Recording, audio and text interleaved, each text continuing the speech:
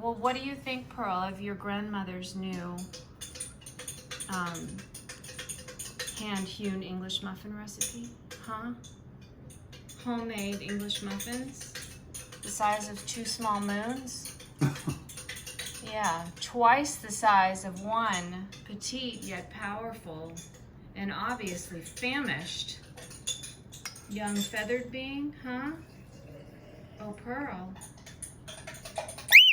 Honey, would you look at this baby? Grandma?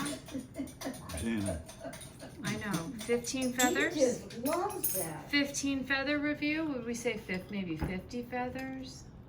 It depends on how long the dining continues. It depends on how long the dining continues, doesn't it? Yeah, it depends. The feather rating just keeps going up.